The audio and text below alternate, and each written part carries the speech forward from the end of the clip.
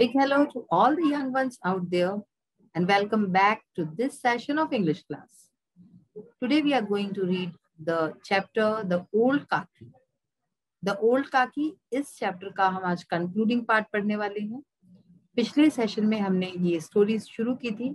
Old काकी ये जो कहानी है मुंशी प्रेमचंद द्वारा रचित बूढ़ी काकी इससे अडेप्ट की हुई है, इससे ली हुई है। इसी को इंग्लिश में जो है ट्रांसलेट करके बताया गया है। तो आइए पढ़ते हैं स्टोरी, इसका बाकी का भाग कि बाद में काकी के साथ क्या होता है। सो अभी तक हमने ये पढ़ा कि बूढ़ी काकी जो होती है उनके पति बहुत साल पहले गुजर गए होते हैं। वो जो है चलने फिरने से लाचार होती है क्योंकि उनके हाथ पैर में ताकत नहीं है, इसलिए वो रेंग के चलती है। वे अपने भतीजे बुद्धिराम के साथ रहती हैं। बुद्धिराम, उसकी पत्नी, उसके 2 बेटे और एक बेटी लाडली, ये लोग हैं उनके परिवार में। घर में ज्यादा कोई उनका सम्मान नहीं करता है, हमने ये पढ़ा अभी तक। बेटे उसका मजाक उड़ाते हैं। सिर्फ एक लाडली है जिसको कि उससे सहानुभूति है।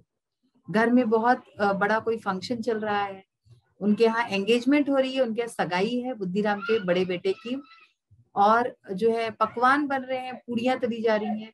तो जो बूढ़ी काकी है उसको लगता है कि उसको भी पूड़ियां खाने का मन होता है। तो वो जो है रेंग के जब जैसे कढ़ाई के पास पहुंचती है तो रूपा जो है, जो बुद्धिराम की पत्नी होती है, वो देख लेती है और वो उस पर चिल्लाने लगती है और भला बुरा कहती है। बहुत ही इंसल्ट होती है, बूढ़ी काकी की अपमान होता है उसका, और फिर वो अपने कमरे में चली जाती है। तो इसी के आगे हमें पढ़ना था। The pleasant smell of food was tempting, but no one came to call her for dinner. तो हमने ये पढ़ा था कि जो बूढ़ी काकी होती है वो ये सोचती है कि अब वो कमरे से बाहर नहीं जाएगी जब तक कि उसको कोई बुला न ले। लेकिन फिर थोड़ी देर में क्या होता है कि खाने की जो खुशबुएं होती हैं बहुत ही टेम्पटिंग होती हैं, बहुत आकर्षित करती है वो, लेकिन उसको खाने के लिए बुलाने को कोई भी नहीं आता। Thinking she is not a guest, that she should wait for the call, she decided to go outside. तो वो ये सोचकर कि वो कोई मेहमान नहीं है कि कोई उसको बुलाने के लिए आएगा बाहर से, वो ये डिसाइड करती है, निर्णय लेती है कि वो बाहर जाएगी, अपने मन से ही जाएगी बाहर। She crept into the courtyard, but bad luck. One of the guests saw her and shouted, "Who is this old woman? Where has she come from? Be careful, she may touch someone." उसके साथ बहुत ही बुरा होता है। वो जो है she crept into the courtyard but bad luck. courtyard यानी कि आंगन। वो आंगन में जो है रेंग के पहुंचती है, जिस तरह से वो चलती है, लेकिन उसके नसीब बेचारी के बहुत खराब होते हैं। बैड लक का क्या होता है? जब अपना नसीब खराब होता है तो बोलते हैं। One of the guests saw her and shouted. एक जो मेहमान होता है वो उनको देख लेता है और चिल्लाने लगता है, Who is this old woman? ये बूढ़ी औरत कौन है? Where has she come from? ये कहां से आई? Be careful, सावधान हो जाओ। She may touch someone, ये किसी को छू लेगी।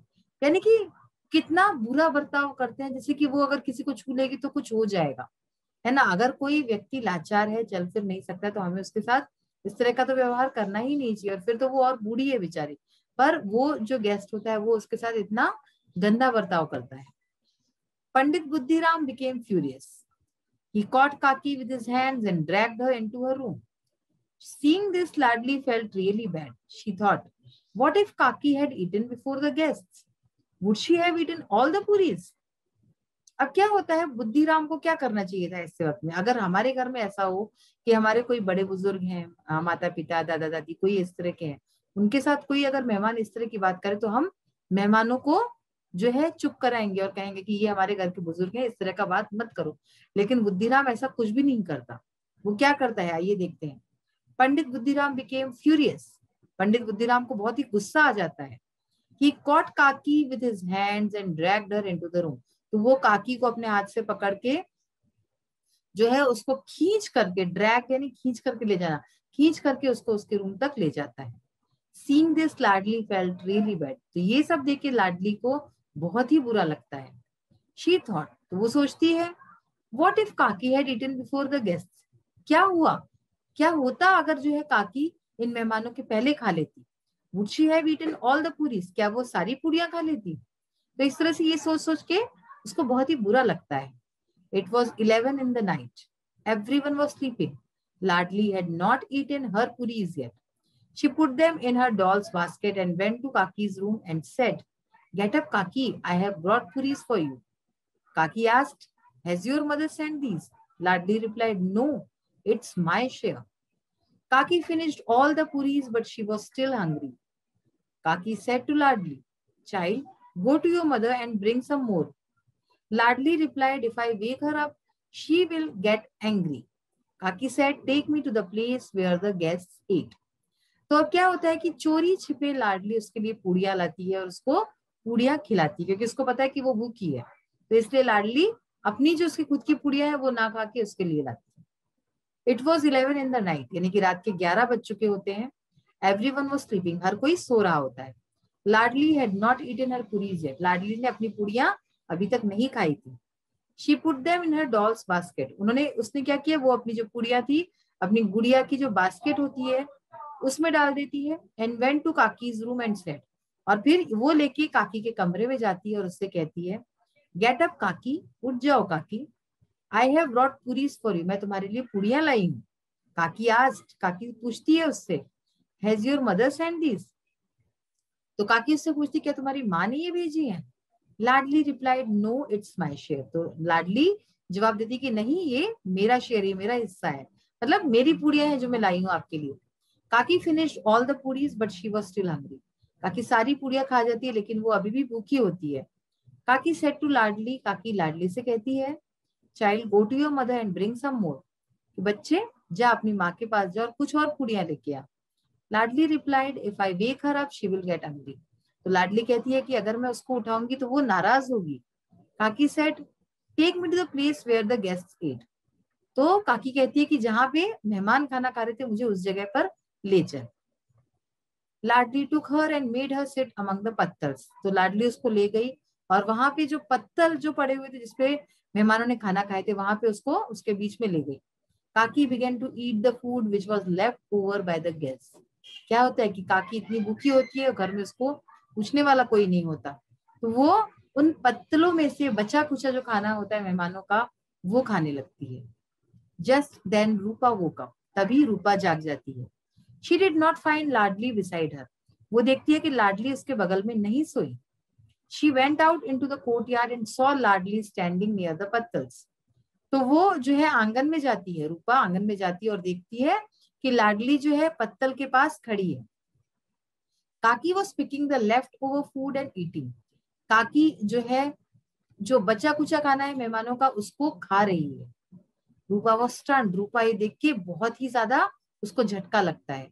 She felt sorry for Kaki who remained hungry even on a day of feast where so many people had food to their content, तो रूपा ये देख के उसको बहुत बड़ा धक्का लगता है और उससे बहुत ही बुरा लगता है काकी के लिए, जो कि इतनी भूखी है, एक फीस्ट के दिन, एक दावत के दिन, जब बाहर के लोग आके भी इतना पेट भर के खाना खा के और तब घर में वो भूखी है। Kaki behaved like this just for some pieces of puris, और काकी ऐसा जो व्यवहार कर रही थी कि लोगों के बच्चे कुछ खाने में से पत्तल में से खा रही थी, ये सिर्फ कुछ पूड़ियों के लिए। She was in a state of shock, तो रूपा को ये देख के बहुत बड़ा शॉक लगता है, झटका लगता है। Her eyes were filled with tears, उसकी आंखों में आंसू आ जाते हैं। इट वॉज ऑलरेडी मिडनाइट, तो आधी रात हो चुकी होती है। Rupa went to Kaki's room with food, Rupa Kaki के कमरे में खाना लेके जाती है। With tearful eyes she said, और आंखों में पानी लेके वो कहती है, get up Kaki, I committed a blunder today by not serving you food, please forgive me. उसे कहती है कि काकी उठ जाओ, मैंने आज एक बहुत ही बड़ा अपराध किया है, बहुत ही बड़ी गलती की है आपको खाना ना देके, मुझे माफ कर दो, प्लीज फॉरगिव मी, यानी मुझे माफ कर दो। Hearing these words Kaki's heart melted, तो ये सब शब्द सुन के काकी का जो दिल है वो पिघल जाता है। She forgive her and began eating, तो वो उसको माफ करके खाना खाती है। काकी ब्लेस्ड हर सोलफुली, और फिर अपने आत्मा से उसको आशीर्वाद देती है। अडॉप्टेड फ्रॉम द स्टोरी बुड्ढी काकी बाय मुंशी प्रेमचंद, मुंशी प्रेमचंद की कहानी बूढ़ी काकी से ये कहानी ली हुई है। अब देखिए कुछ न्यू वर्ड्स जो हमने पढ़े थे। क्रेविंग का मतलब होती है तीव्र इच्छा, प्रॉपर्टी संपत्ति, सिजलिंग गर्मा गर्म, इंसल्टेड अपमानित किया, टेम्पटिंग यानी ललचाने वाला, ड्रैग्ड घसीटा, और ब्लंडर यानी मूर्खतापूर्ण गलती।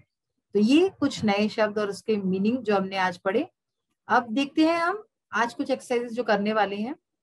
आज हम ये लैंग्वेज प्रैक्टिस देखेंगे कि read the following sentences and understand them, कुछ सेंटेंसेस दिए, उसको पढ़ते हैं और समझते हैं। Yet refers to an action that is expected in the future. जब किसी सेंटेंस में हम yet लिखते हैं या पढ़ते हैं तो इसका मतलब होता है एक कोई ऐसा एक्शन या कार्य जो कि फ्यूचर में, आगे आने वाले समय में होगा, होने वाला है। Already is used to refer to an action that happened earlier than the time expected. यानी कि जब already का यूज होता है तो इसका मतलब होता है एक ऐसा एक्शन, एक ऐसा कार्य जो कि पहले ही earlier than the time expected, कोई कार्य जो है हम सोचते हैं कि इस समय तक होगा लेकिन वो पहले ही हो जाता है तो हम वहां पे ऑलरेडी ये लिखते हैं। और फिर है स्टिल, येट हुआ, ऑलरेडी हुआ और अब still. Still is used to refer to an action or situation which continues up to the present because it is not finish. तो स्टिल हम वहां पे लगाते हैं जहां पे ऐसा एक्शन हो या ऐसा सिचुएशन हो, ऐसी परिस्थिति हो, कोई काम जो है वो अभी तक खत्म नहीं हुआ हो, ठीक है ना, it is not finished up to the present, अभी तक भी खत्म नहीं हुआ। तो इस तरह से येट, ऑलरेडी और स्टिल का यूज होता है जो कि हम आगे देखेंगे किस तरह से करना है। अब देखिए यहाँ पे लिखा है be friendly with an elderly person in your neighbourhood. आपके आस पड़ोस में, आपके घर में जो भी लोग हैं उनके साथ, जो बड़े बूढ़े लोग हैं उनके साथ फ्रेंडली रहिए, उनके साथ अच्छे से व्यवहार कीजिए। Spend time with him her every day, उनके साथ रोज जो है आप समय बिताइए। And watch the changes in that person, और उस व्यक्ति में फिर चेंजेस देखिए कि क्या उनके परिवर्तन आता है। Talk about the changes you noticed, और फिर आप बात कर सकते हैं आपस में इन सब जो परिवर्तन है उसके बारे में। अब आइए एक्सरसाइज पार्ट देखते हैं इसका। First of all today we will start with the word power exercise. Complete the sentences with suitable words given in the box. So यहाँ पे कुछ वर्ड्स दिए हुए हैं, उनसे हमें फिल इन द ब्लैंक्स करने हैं। फर्स्ट है टेम्पटिंग, यानी कि कुछ बहुत ही ललचाने वाली चीज होती है तो। ड्रैग्ड यानी खींचना, प्रॉपरली यानी ठीक तरह से। मेल्टेड पिघलना, क्रैप्ड यानी रेंगना, और फॉरगिव यानी कि माफ कर देना। The cat crept silently towards the bird, यानी कि बिल्ली जो है चुपचाप से बर्ड, चिड़िया की तरफ जो है क्रेप्ट हुई, यानी कि सरकी। The ice cream in the cup melted as it was very hot, ice cream जो थी कप में वो पिघल गई क्योंकि बहुत ही गर्म था। The mother forgive me for my mistake, मेरी गलती के लिए माँ ने मुझे माफ कर दिया। The labourer dragged the jute rice sack into the room, यानी कि लेबरर यानी कि जो श्रमिक था उसने जूट से बना हुआ जो राइस सैक था, राइस का, चावल का जो बोरा था, उसको कमरे में ड्रैग किया यानी घसीटा। He always does his work properly, वो हमेशा अपना काम सही ढंग से करता है। The dish which Amit prepared looked tempting, जो डिश, अब यहाँ पे डिश का मतलब क्या है, कुछ खाने की चीज जो होती है, जो अमित ने बनाई थी वो बहुत ही टेम्पटिंग दिख रही थी, यानी कि बहुत ही आकर्षक दिख रही थी। अब देखिए लैंग्वेज प्रैक्टिस में अभी हमने ऑलरेडी येट स्टिल को पढ़ा था, इसका meaning they have already left, यानी कि वे पहले ही जा चुके हैं। Are you still angry with me, क्या तुम अभी भी मुझसे नाराज हो, स्टिल यानी कि अभी भी, अभी तक। We are not ready to leave yet, हम अभी तक जाने के लिए तैयार नहीं है। She is already reached there, यहाँ पे शी इज का मतलब है शी इज, यानी कि she is already reached there, यानी कि वो पहले ही वहां पहुंच चुकी है। Sholay is still my favourite movie, Sholay अभी भी मेरी फेवरेट मूवी है, पसंदीदा फिल्म है। Don't start the car yet, wait for Manju, यानी कि अभी कार को स्टार्ट मत करो, शुरू कार को स्टार्ट करना है, यानी कि जब हम कार चलाते हैं तो कार को स्टार्ट अभी मत करो, वेट फॉर मंजू, मंजू के लिए रुको। तो यहाँ पे आपको बिल्कुल क्लियर हो गया होगा ऑलरेडी, स्टिल और येट का मीनिंग। ऑलरेडी यानी जो पहले से है, येट यानी कि अभी जो होने वाला है आगे, और स्टिल यानी जो अभी तक चल रहा है। अब देखिए complete the following story with the help of words given below, यहाँ पे कुछ वर्ड्स दिए हुए हैं, उसके हेल्प से हम स्टोरी को पूरा करेंगे। लायन एंड माउस की स्टोरी है, तो बहुत ही फेमस स्टोरी, आइए पढ़ते हैं। One day a lion lay down under a shady tree to sleep, यानी कि एक दिन एक शेर जो है एक शेडी ट्री के नीचे सोया।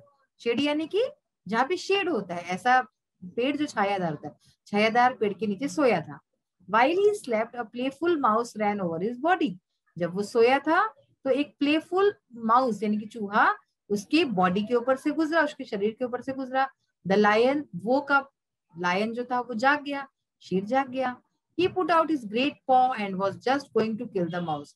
तो उसने अपना बड़ा सा पंजा, पॉ यानी कि पंजा, बड़ा सा पंजा निकाला और माउस को, चूहे को मारने वाला था। किल यानी मारना, मारने ही वाला था। The little mouse bagged for mercy. छोटा सा जो चूहा था उसने मर्सी यानी कि दया के लिए भीख मांगी। बेग्ड यानी भीख मांगना। The lion took pity on him and let him go. Lion को, शेर को उसके ऊपर दया आ गई और उसको जाने दिया। The mouse thank the lion. Mouse ने, चूहे ने शेर को थैंक यू बोला। I will try to repay your kindness said the mouse.